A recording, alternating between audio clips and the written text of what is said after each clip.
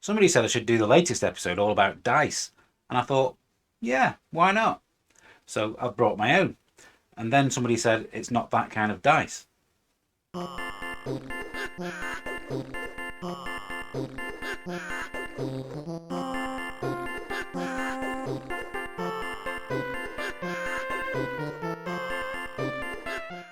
Hello everyone, I'm Brian from UK Gaming Network, also known as UKGN Zoidberg. Welcome to the re-review, where I get to replay and reassess games from my favourite gaming era. As a writer for both Amiga Action and Games X magazines, I got to play and review a number of games for the Amiga, some that you've probably even heard of. And in this series, I'm going to be revisiting them one at a time. In each episode, I'll be taking a look at my original review, shedding some insight into the issue that it appeared in, and seeing what I said about it at the time. Then I'm going to sit down and replay the game and see if I still agree with the score that I gave it. In this episode, I'm going to be taking a fresh new look at Pinball Fantasies, published by 21st Century Entertainment and developed by Digital Illusions in 1992.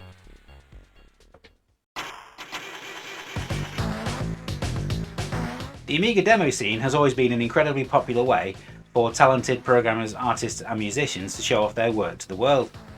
Through various public domain libraries, usually advertised in the back pages of the various games magazines, anyone could send off for discs full of demos to watch, and it's even still going strong all these years later. Just like the bedroom coder boom of the 1980s, it proved to be a breeding ground for many new and exciting games developers. One such team was The Silence from Sweden. To gamers everywhere, they would become better known as Digital Illusions, or DICE. And for their debut game, in 1992, they gave us Pinball Dreams. During my time on Games X, this was one of those rare games that nobody could walk past without looking at and wanting to have a play. Pinball Dreams had come out in March 1992, and for Pinball Fantasies to be released in the same year, just 6 months later, was an incredible achievement. A third game, Pinball Illusions, took a little bit longer to produce and didn't come out until 1995. This added the long requested multi-ball feature, as well as a number of scoreboard based minigames, although it reduced the table count to just 3.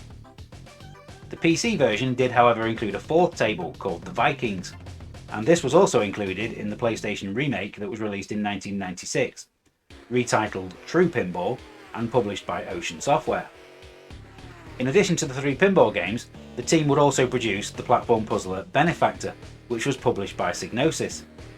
There was one more Amiga game before they moved on to consoles though, a 1995 run and gun platformer called Hardcore. This had been set to be published by Psygnosis as well, including a version for the Sega Mega Drive. However, it was shelved at the last minute, despite being what the developer called at the time 99% complete. In 2019, this game was resurrected by Strictly Limited Games as Ultracore, the name change that had been required due to licensing issues. It's a shame that it wasn't released when it was originally intended, as it would have given the mighty Rough and Tumble some serious competition. It's still a great game, well worth checking out if you've got a PlayStation or a Switch to play it on. Between 1998 and 2002, the team would become more well known for their racing games. I really enjoyed both Motorhead and Rally Masters for the PlayStation, but perhaps their most famous racing game was Rally Sport Challenge. Released as a launch title for the original Xbox here in the UK, it was followed by an even better sequel 2 years later. The team's relationship with Microsoft Game Studios would also yield the unfairly forgotten Midtown Madness 3. Then, in 2002, came the first game in a series that would become the developer's calling card, Battlefield 1942. Featuring large-scale multiplayer battles across a number of maps, this catered for up to 64 players, which was a much larger number than had been previously seen in any games at the time. It also allowed you to play single-player with AI bots on both teams, something which I think that all multiplayer games should include in order to allow for their longevity. The Battlefield series has gone on to become one of the most well-known and successful franchises in all of gaming, with 14 games released across just 21 years. DICE are also the producers of the Frostbite engine, which has been used to produce games in a number of franchises, including Need for Speed and Dragon Age, as well as a slew of EA Sports titles. Not bad for a team who started out coding tech demos. Who would have thought that from those humble beginnings, They would go on to become one of the most well-known developers in the world.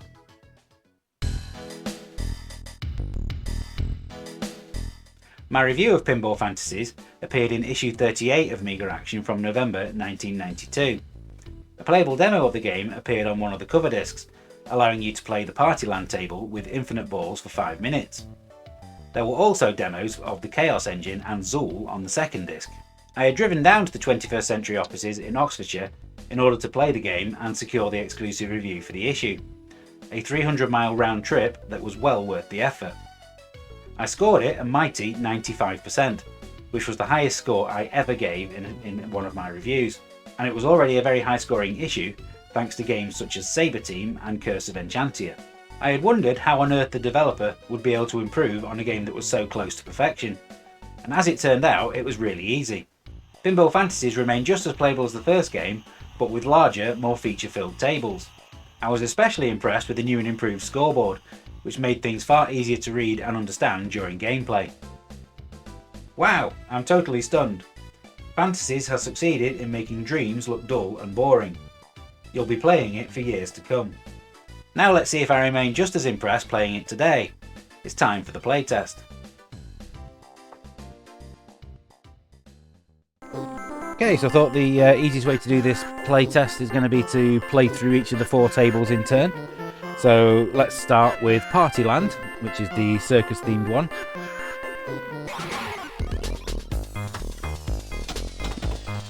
This tended to be the one that was used in all the marketing material for the game. The clown that's about halfway up the table is probably instantly recognisable to a lot of people.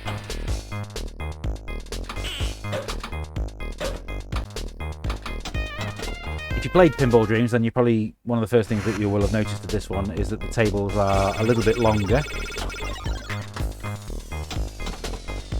And I think all but one of the tables have a secondary flipper halfway up, which Pinball Dreams didn't have. This is the A500 version that I'm playing, which was the version that I reviewed. There was an A1200 version that was released the following year that basically just improved the graphics by having more colours included on the artwork.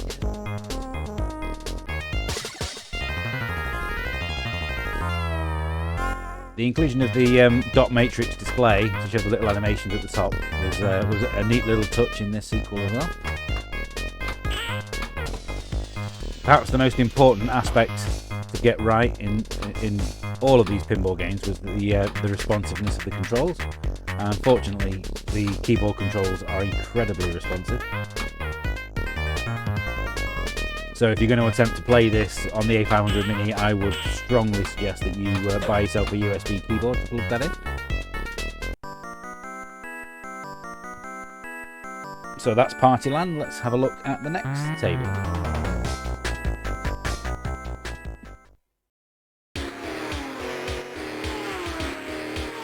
So next up is the racing themed Speed Devils.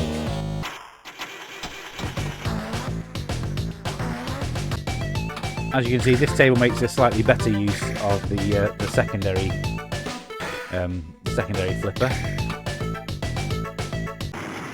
Oh dear, that was even worse than my first game.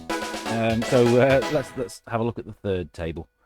I think out of the 2 tables I played so far, I think Partyland is probably my favourite. So next up is $1 Billion Game Show, and no prizes for guessing what the theme of this one is. And I make no apologies for the quality of that pun.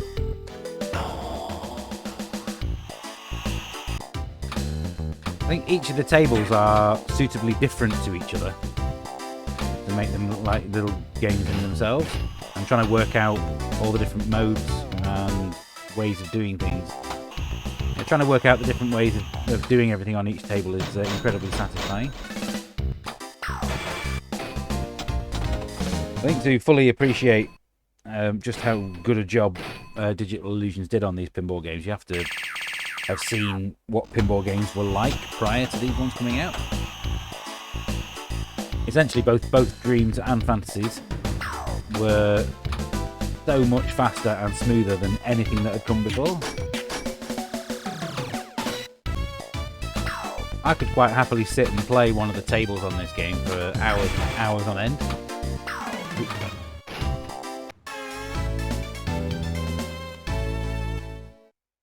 So let's move on to the fourth and final table. So last but no means least is Stones and Bones, which could be viewed as a kind of sequel to the Nightmare table on Pinball Dreams. Once again, all ghoulish and graveyard themed. And I think out of the 4 tables in this game, there isn't really a stinker among them. But out of the 4, this is probably my favourite. Everyone will, of course, have their own favourites. I know people who say that Partyland is the best table on this. You can turn off the music on all the tables by pressing the M key. That toggles it on and off. Although I must say that the music on all tables strikes a very good balance between being annoying and catchy. But it's all still incredibly slick today, incredibly fast moving, very addictive, looks great, and it's still something that I would highly recommend. So with that, let's move on to the final summary.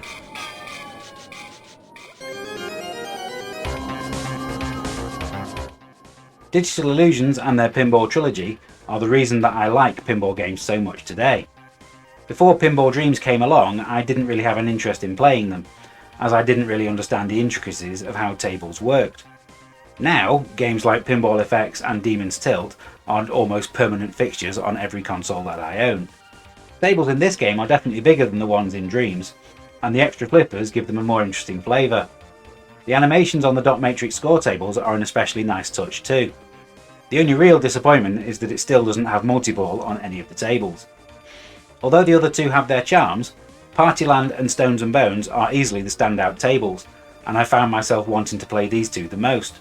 The music across the entire game has a way of burrowing into your subconscious without you even realising, and after just 5 minutes of play I was humming it to myself for the rest of the day. Apologies for including it in the background of this video. Let's take a look at the Super League of pinball games on the Amiga. And as you can see, the only games that are above Pinball Fantasies are ones that came out after it. Although, let's be honest, there were quite a few of those that missed the mark as well, even some from the same publisher. This just goes further to highlight how good a job Digital Illusions did. In 1992, this was as good as pinball games had ever been, and the 95% score that I gave it reflected that. I think today I would mark it down to a measly 8 or 9 out of 10. Only because Pinball Illusions and Slam Tilt are even better.